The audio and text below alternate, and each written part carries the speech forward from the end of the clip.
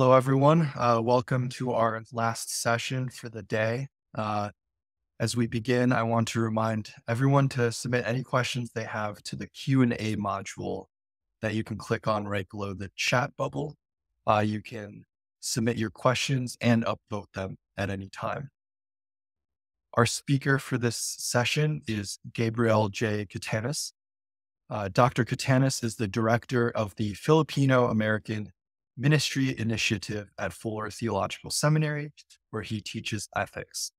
He is also the founding pastor of Garden City Covenant Church, a congregation serving immigrant families and young professionals. He has been a lead pastor for 12 years and received his PhD in theological ethics from Loyola University in Chicago, where he lives with his wife and 2 sons. And I will now hand the stage over to Dr. Catanus for his session titled The Pastor as Patient and Agent. Thank you so much, Alex, for all of your help, and to all of you who've joined us today. I'm going to pull up my screen and hopefully I won't have any troubles. Alex has been tutoring me well, and I think we're okay. Welcome to this session, The Pastor as Patient and Agent. I invite you, as I welcome those of you joining us who are still in the conference, by the way, and haven't yet checked out for the day, to introduce yourself, if you could, by briefly using the chat to share these things. First, your name. Second, your current city and state. If you're not in the United States, then you can share with us which country you joined from. I see that we have Varney from Liberia, so welcome and thank you. Jose also, great to have you. And Shuri, thank you for listing that. You could share with us also, third, some vocational information. You don't have to limit to these things, but you could share your year in school or your ministerial or academic role, or just what you're up to. I don't want to assume that everyone here is in academia or in ministry. You could be not only a lay person, but just interested in the topics that we cover. So let us know what you're up to. And fourth, I'd love to hear how the conference is going for you thus far. It is almost over, but we have a little time left to go, and happy to be together with you. Great, welcome. I see that we have some longtime pastors in the group, a missionary as well, New Jersey, San Jose representing. Awesome. New York, Sunnyvale. Wow. All of you in warm places. I'm really jealous. Hopefully I won't show it too much, but wonderful. Welcome, Dr. Lee. And, oh, good. Some Canadians in the house. I'm Canadian born as well, which I'll get to in a moment. But glad to have you all. A little bit about me as we go forward. And yes, I do encourage you to use the chat. I'll try to be good about flipping back and forth, though I do have lots of slides. That mostly so that I can stay focused on what I'm doing and not lose your time. But this is me and my family, my wife, Lynn, who is an educator for about 13 years or so now. She's been in the classroom for most of that, but now is an instructional coach in a public school system here. And then our eldest, who is 7 years old, and our youngest, who is now 4. And I love them. They're wonderful. This is our church, Garden City Covenant Church. We're on the far northwest side of Chicago. We're inside the city, but we have folks coming in from all over the place. I'll share a little bit, but we are a church who actually grew through the pandemic. And that was a real gift from God's grace to us. And I just got out of the session led by Dr. David Wang, and I thought, wow, how true it was that so many people, in ways we did not expect, came to our church looking for healing. And in that way, we doubled in size. Though we were only 5 years old as a church, I would like to say we punch above our weight class. Wonderful people, and full of folks who have found their way into therapy and into healing as part of that. Therapy as part of their healing journey. And so I'm grateful to be their pastor. As was said, I am also the director of the new Filipino American Ministry Initiative at Fuller. And that means that My role is to support the team to build community and educate and resource students and faculty, both at and beyond Fuller, focusing on Filipino American Christians and Christianity. So this past October, October being Filipino American History Month, we celebrated by taking an art walk and a tour of historic Filipino town in Los Angeles. So this is a group of us at Unidad Park, and I'm there in the blue shirt, close to the middle, and next to me, slightly behind me, is the artist who painted this mural, Elicio Art Silva. He's got several works, but also designed the archway leading into historic Filipino town. So am a son or a child of the Filipino American Church, and I'll say a bit about that real soon, but I'm glad to be with you all and so grateful for this event. I've learned a lot from the speakers I've been able to listen to thus far, so I'm really happy to be here. My hopes for our short time together are these: that I could connect with you and you would connect with me and each other. Also, that I could share with you some of my experiences with ministry and in therapy, that I could offer a framework, not the framework, for clarifying responsibility, and of course, to encourage you towards health. Okay. So the part one, by the way, is the pastor as patient, and part two is the pastor as agent. I don't have an overview slide, but I just want to clue you into where I'm going based on the title of this workshop. This is me in the front, our family in 1986. I blacked out the address, which was our home address where we grew up. But this was the sponsorship card or the prayer card that we sent out to people while we were still living in Toronto, Ontario, Canada. My father on the right-hand side, my mother on the left-hand side. My father and my mom, they together planted several Filipino Canadian Baptist churches. My father is a pastor. He is the son of a pastor. So I am actually the third generation of pastors in our family. And my father is also a church planter. So church planters like campus ministers and many others in mission, they know what it's like to raise support. And on the back of this card was the appeal. We invite you to pray with us and to commit to praying for the Filipino community in the Chicago suburbs, which is where we were heading to from Canada. And also, we invite you to support us at whatever amount you're able to give per month, per year, what have you. One of the things that's important about this experience is not only that I grew up as a PK and as a pastor's grandkid. I'm actually the 10th pastor in the family, but that we were poor. In the Filipino community, even though there are now more than 4 million in the United States, 2/3 are Catholic and less than a third are Protestant. But besides that, we're an immigrant community, and that was an even more difficult experience back in 1986. In the 80s, there was significant trade conflict between the United States and Japan, and there was a significant amount of anti-Asian racism at that time. Many of you know that, so I don't have to explain too much. But these things were part of what made life challenging, moving from the very diverse metropole of Toronto to the Chicago suburb in the Midwest in the 1980s. And we were poor. um, this was just an example of the kind of gatherings we had, because though we were poor, we were close. I mean, that's not an uncommon story, but you can see on the right hand, you can see the Philippine flag.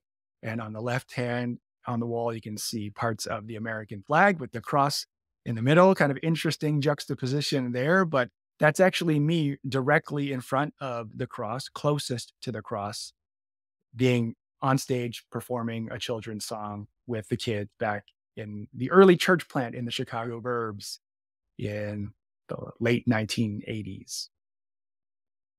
And I'm a real child and son of this church, was a Filipino Baptist church, maybe the biggest and most stable in perhaps the Midwest, out of Protestant Filipino churches in the Midwest, and even maybe maybe not so much today, but at that time and for a very long time under my father's tenure, it was a great place to grow up. My parents retired from ministry in 2009. I should say retired and put that in quotes because they decided to move to the Philippines and to um, plant more churches. So that's their way of retiring. And they just love it. They are all about it. They have a great time doing it. And so I think that that's important to say because it informs a lot of the models that I had for ministry growing up that started with my grandfather, my lolo, and then all my uncles and aunties who were either missionaries or pastors or married to pastors or in some way involved in the ministry. It wasn't a job, the work of ministry was a life. It was truly a calling, but often a calling that included all aspects of life and family life, and sometimes perhaps to a fault, but definitely it was a whole life commitment or calling. So I took over the church after they retired, and this is me preaching early on. Look at the size of that pulpit. I know many of you maybe have churches where the pulpit or the lectern is significantly large. As I took over that church, little by little, the pulpit got smaller, and I think the banners they kind of came down. The suits and the jackets they were gone. The ties were definitely gone. They were gone like first. But church changed over time, and that was, early in my pastoral career. This was the church in 2013, and it was similar to this before I left in 2017. But we were able to break that 80-20 mark where they say that, if there is no group that is more than 80% of the church demographic, then it would be considered to be a multicultural church. And that was part of what we wanted to do at that time. Although I think there are great reasons for remaining committed to Filipino American ministry. We were desiring to move past that. And so the faces are quite small, but there are people from many different backgrounds in the community there. A wonderful place to grow up. And yet it was not easy. So I don't have a picture for what I'm talking about related to this slide because in 2010, I went through a very difficult breakup. I was dating somebody for more than 8 years and had all kinds of plans. And in 2010, actually, right around the time when I took over the pastorate of the church, went through a very difficult breakup. And that was part of what began my entrance into therapy.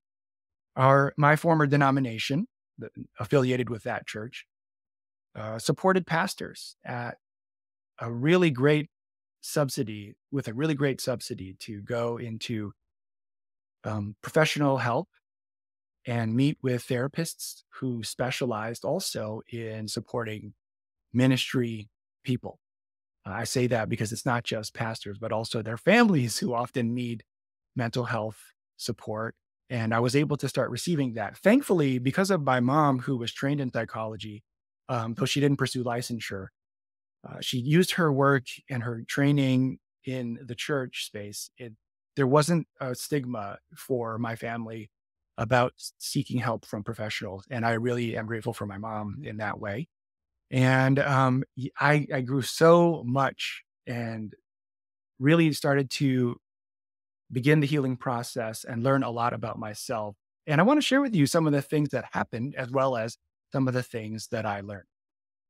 Um, so little did I know that the following year, 2011, my eldest brother, the brother in the middle, would suffer a traumatic brain injury. He would have a severe stroke and would require a partial lobotomy. And he was comatose for several months. He was airlifted from California to Chicago, and he was little by little given therapies and medicines to wake him from coma. And he was not able to ever do the same kind of ministry, though, thankfully, yeah, 11, 12 years later, he's actually very involved in his church, which is wonderful. But it rocked our whole family. And at that time, having been in therapy for a year or so, I was actually well positioned to support my parents and the rest of our family as we were wrestling with this and struggling to heal, though the healing was not even a priority for the first several months or maybe more. But my role there was significantly helped by my experience in therapy. And as ministry went on in that space, I received a letter like this, but this kind of characterized some of what would happen here and there in the context where I was pastoring.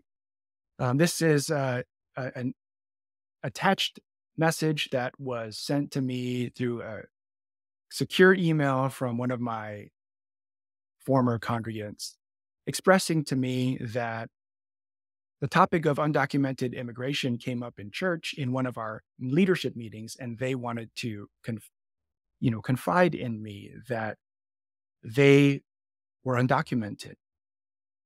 And they wrote more in the letter, essentially asking whether they would be allowed to stay in the church or not. I've written about this elsewhere, and I have always been struck by that question being what was on their mind. How would they not be part of the church?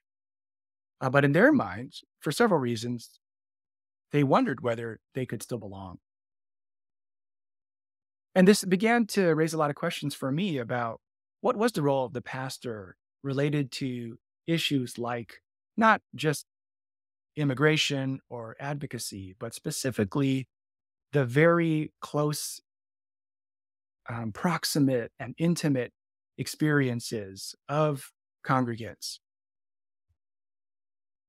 And as time went on, more of this happened, and I, began to learn, and it coincided actually with the beginning of my PhD studies. And here's the stat: according to Center for Migration Studies estimates, there are 1,734,600 undocumented immigrants from Asia and the Pacific Islands, comprising 17% of the total undocumented population living in the U.S. So there are a lot of undocumented people from Asia. And the Filipino community is actually a very large portion of that. Here in Chicago in 2015, also, we had a little bit of a movement around the release of the video and the shooting of Laquan McDonald. Specifically, he was shot 16 times by Officer Jason Van Dyke of the Chicago Police Department. And leading clergy in the city of Chicago put out a call for support from churches of goodwill to join them on Michigan Avenue, which is the central shopping district in downtown Chicago, on Black Friday, and to boycott shopping, but also to fill the whole street with protesters and to come and pray. And over, we would shout out 16 shots, 16 shots. And it was, for me, you know, because it coincided with the Black Lives Matter movement, a real call to action. And it raised a lot of important questions for me. But in that space, I started to see that there was a very strong presence of what we call colonial mentality.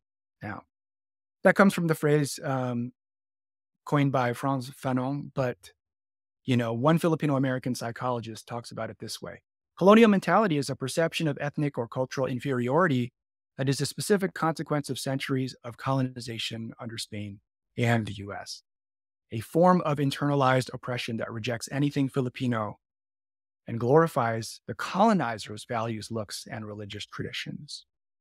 So, for example, I'm not saying that everyone who voted for Donald Trump is driven by colonial mentality, but I am saying that colonial mentality drives many people, especially Filipino Americans, to vote for Donald Trump. And I had that sentiment going all the way back to the campaign of 2015, leading up to the 2016 election. And I started to see that the things that I felt most convicted about, that I believed really were important to Jesus, were not quite important to the people in my church. And a lot of that I would trace back to colonial mentality. So church became strained in many ways. And even for me, pastoring also became difficult. Kevin Nadal, another Filipino American psychologist, says every single mental health issue that any Filipino American has can at least be traced or correlated with some form of colonial mentality. Now, I don't think he's exaggerating because he's a clinician and a researcher saying this, but that was definitely true because those desires that many Filipino Americans and many other Asian Americans and other immigrants who come from formerly colonized contexts and countries, it is really something that we can see, we can understand, especially as pastors, as we observe what is important to them. And another challenge that I began to see through therapy and also my learning in school was that the central concept or core concept of Filipino psychology, which is called kapwa, also had a shadow side. I want to say up front that it is a wonderful quality, a wonderful concept that holds our community together. And the father of Filipino psychology, Virgilio Enriquez, says in Filipino, kapwa is the unity of the self and others. The English others is actually used in opposition to the self and implies the recognition of the self as a separate identity. In contrast, kapwa is a recognition of shared identity, an inner self shared with others. Now, so this is a very wonderful thing, and yet it also poses many challenges. You can imagine that if you feel a shared identity with others and you feel like your sense of identity is bound up in theirs and vice versa, what happens then when you disagree, right? And what happens also when you need to individuate, but that's not something that's been well taught or modeled in your community, given that the closeness of the community is often so prioritized, even at the expense of a person's own interest as an individual. So there is a shadow side to this core value in Filipino culture that remains despite centuries and layers of colonization. The shadow side of it is this struggle with being oneself. This is part of what I learned. And I think another unfortunate experience I had was awakened to me through my discussions with my therapist. Why was I having such difficulty and even bodily experiences while doing ministry in that space? Well, it turned out that I was actually the victim of spiritual abuse, even as the lead pastor for 8+ years. Because we also have another cultural value we call utang na loob, which means inner debt or debt of oneself to the community or to others. And having grown up in that space, it was actually quite challenging to take on leadership within that space and then challenge the community and its leaders.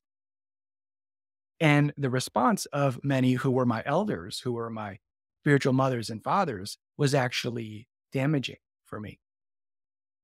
But I would not have known that had I not been able to have regular conversations, weekly conversations with a therapist who understood these dynamics and what was happening to me, how it was affecting my relationship with God and also with myself. Okay. So I became the pastor who was patient, not patient as in a quality of my compassion and long suffering, but who became a patient, a client, and still am today. It's 13 years now that I've been working with my therapist and praying that insurance will, allow us to keep working together. But I, want to say importantly that I'm not just a patient. And if you are struggling through issues that require professional help, you are not just a patient. But as a pastor, I was also and am also an agent. And this is where my training and perspective as a theological ethicist kind of comes in. But Jess shared this in her plenary And I also had this in my slideshow.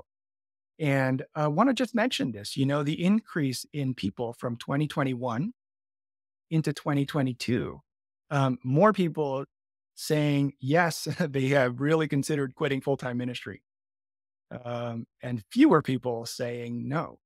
We know that burnout is really has been on the rise, and several of my friends, if not yours also, have left the ministry or are contemplating doing so now. But I wanted to also draw attention to the same, set of data and some of the reasons. The top reason that these pastors listed as informing their consideration of quitting was the immense stress of the job. Second was loneliness and isolation. Third, political divisions, and so on and so on. I mean, there are so many here. And it would have been great to see this data specific to Asian American churches and pastors as well. So if one of you researchers has the heart to do it, I would love to support that. Agnes Constante, journalist, wrote for the LA Times this little excerpt. Multiple studies show that Asian Americans account for a disproportionately small number of leadership and management positions. A study from the journal Feminist Economics shows that Filipinos are less likely to be promoted to manager or supervisor than white Americans with comparable qualifications. Another outcome of colonial mentality is colonial debt, a tendency to tolerate, accept, or minimize experiences of injustice, including racism and discrimination. That last sentence I won't reread, but wow, what an outcome that things that happened in previous generations affecting our great-grandparents, our grandparents, etc., affect us in these ways that we find ourselves losing agency, tolerating, accepting, minimizing injustices against us, against our communities, including racism and discrimination. So I ask this before I get to kind of, the last 10, 15 minutes of the meat and potatoes here. How can we, as Asian American pastors, as leaders, as clinicians, as academics, how can we serve and lead healthily as Asian Americans amidst countless challenges and overwhelming demands? You think about all that stress that has been on leaders in Christian communities and leaders of all backgrounds in the last several years. Well, I want to say this again. We must remember that pastors and ministers are not just servant leaders, though we are that. We're not just that. We are also needy people and responsible agents. We're responsible agents. And so I want to say 4 things about responsibility that I hope will help you as they have helped me, as therapy has helped me, and as my studies have helped me. I've found responsibility to be a really life-giving framework. First, it is relational and focused. Okay. When we think about all the demands and all the challenges presented with us, it helps us to think about what our responsibilities are because it invites us to prioritize relationships. Okay, so let me give you Ethics 101 here and just say, okay, deontology, which is an approach or framework that is guided by duty or law, it focuses on the obedient act, right? Doing the right thing means obeying or doing one's duty, specifically the right act in the right way.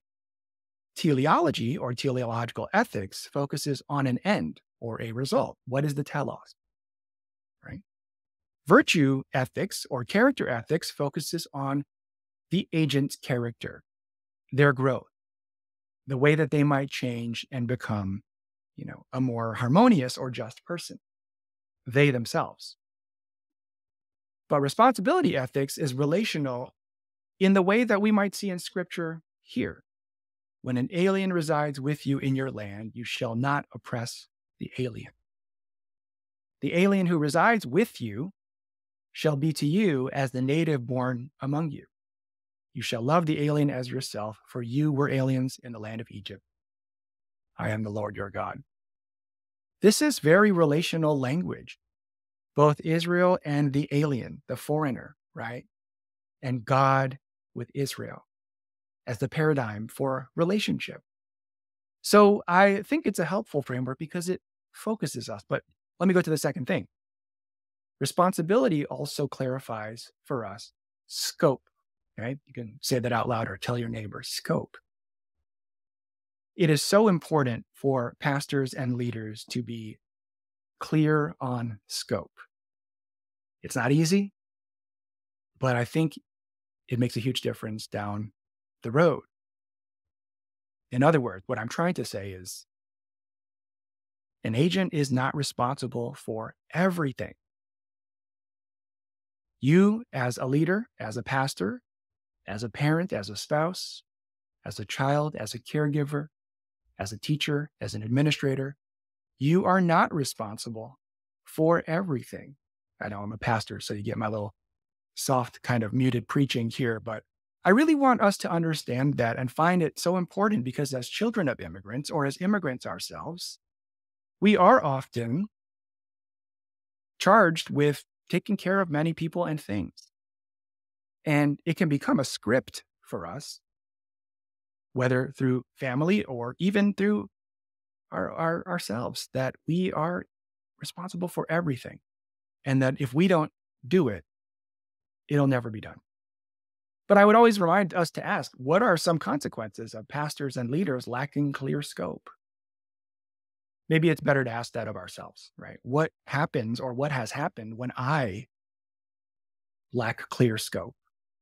When I think I'm responsible for everything? And I think, it's not that it was an evangelistic strategy or any kind of plan or expectation we had, but it was not within the scope of many churches' leadership to speak to issues of racism, like anti-Asian racism, or like the value of Black lives and their dignity. And because of that, they failed in responsibility. And it hurt many people in their churches who came to churches like ours. But similarly, on perhaps the other side, it is not for me or you to take on every single thing. And doing so would be disastrous for us and for our churches, right? So, pastor, leader, you probably need therapy. I just want to say that it is a good thing. And one of my claims in churches, maybe we didn't see 15 conversions last year, but we saw 5 people move into therapy. And you probably need therapy, though you are probably not a therapist. Don't try to take on that work.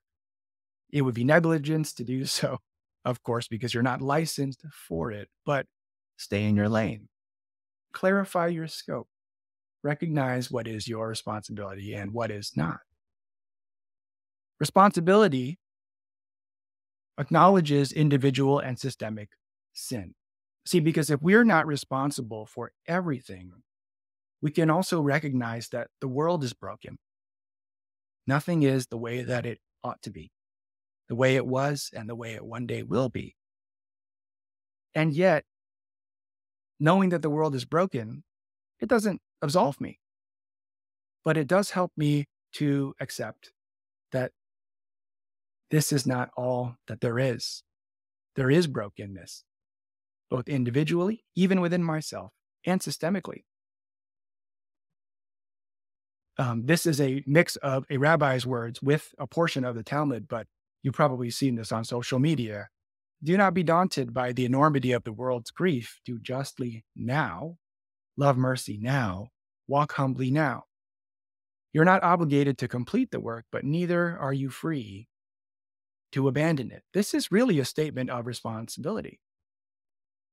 And fourth, responsibility, in contrast to guilt, which we need, our legal system relies on that, right? Liability, which is also a very real and important concept, and accountability. These 3 things, guilt, liability, accountability, they are important, but responsibility is not the same as those, because while those look backward to assign guilt or liability or accountability, responsibility looks forward. Okay, I'm drawing a little bit there from the philosopher Iris Marion Young, the late philosopher, but she talks about this, and I've adopted this and found it to be really helpful because, you know, my community, the Filipino and Filipino American community, has suffered centuries of colonization. Um, and there is a lot of pain and brokenness in our families and in our churches because of that. Now, what is the best thing for me to do, though I ought to understand why things are the way they are? Well, I ought to take responsibility and look forward, right? Or even present. Do justly now, right? Um, Abraham Joshua Heschel famously said this: some or not all are guilty, but all can be responsible. In other words, relating to the Holocaust, not everyone did the worst. Not everyone was involved directly, but all can be responsible in affecting the way things are now and going forward. So I want to give you a real simplistic formula, and this is intentionally simplistic. I, teach this to my ethics students, but you'll remember it. X is responsible. Okay. Let's not point to others, but ourselves. I'm responsible. X is responsible. And X is responsible to Y. Right? Consider the relationship, right? X is not in relationship with everybody, not in the same way as with Y. Of course, there are priorities in responsibilities and in relationships. But thinking about responsibility enables us to clarify the priority of each relationship.